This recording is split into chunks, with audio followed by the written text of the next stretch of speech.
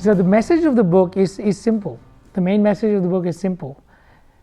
You have the potential to unfear in yourself. And it is about reimagining your relationship with fear. It is about understanding that in fear lies the possibility of growth. And that is what you need to connect to. And the way you do that is by, one, understanding your own potential, and two, creating choiceful decisions that allow you not to collapse into the reactiveness of fear, but allows you to see what the value in it is. Yeah, so fear absolutely serves a purpose. When it is related to our physical survival, fear has tremendous value.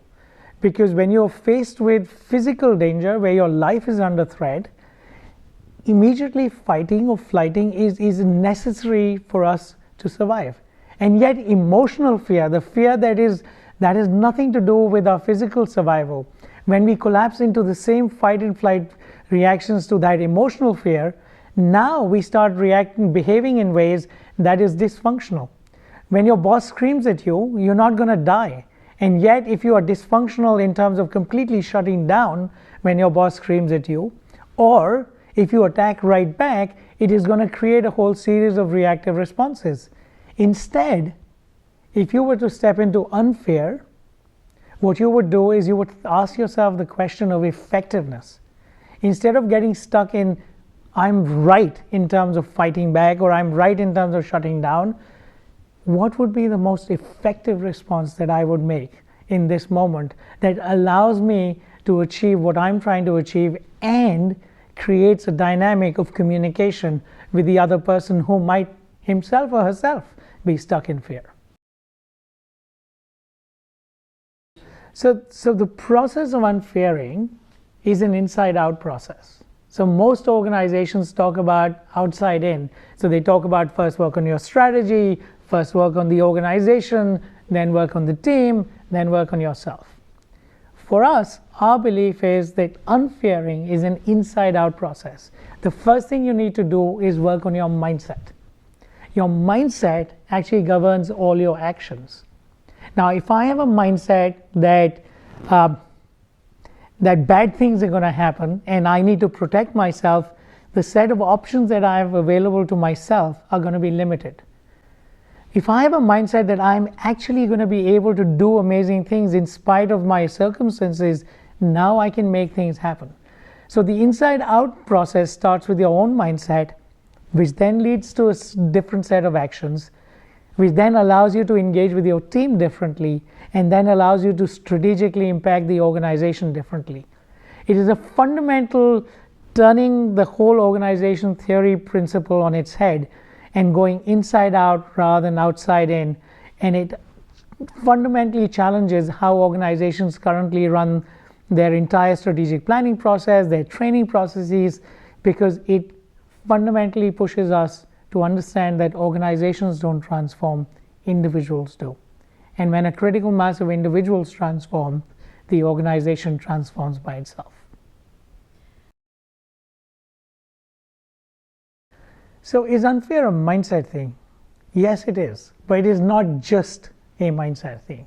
It is both about mindset as well as then actions that you take as a result of that. So for example, if you're working on a team and you have a certain perspective and someone else has a different perspective, chances are that the reason why the perspectives are different is because people have different understanding of the nuances of the function they are in. They have different distinctions.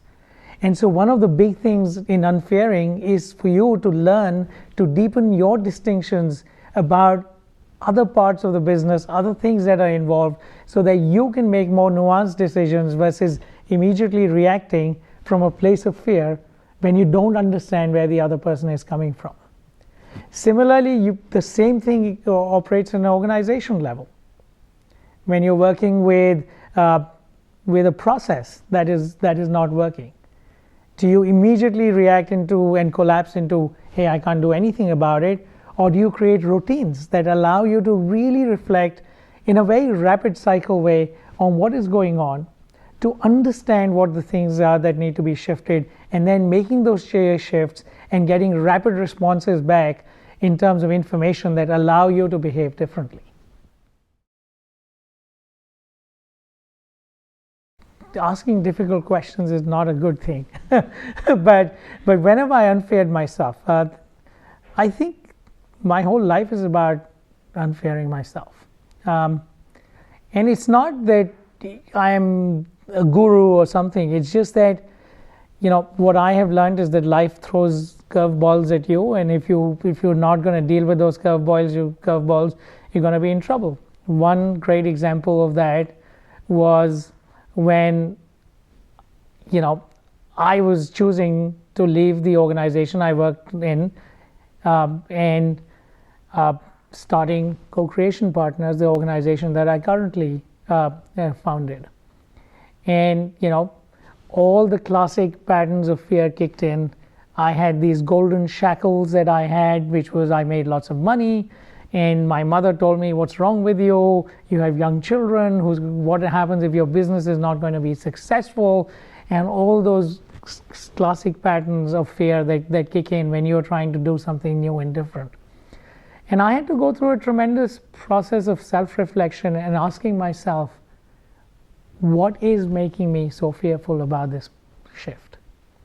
And the answer that came to me was that I could have been very successful continuing the way I was, but it was keeping me in my comfort zone.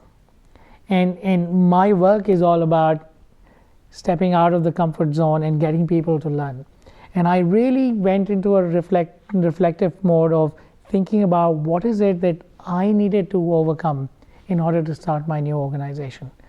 And as I worked through that process, I realized more and more how powerful it would be for me, for the work that I do, and for my contribution to actually start my own organization. And that was one of the big unfear steps that I had to take in my journey. And quite honestly, I wouldn't even have written this book if I hadn't done that.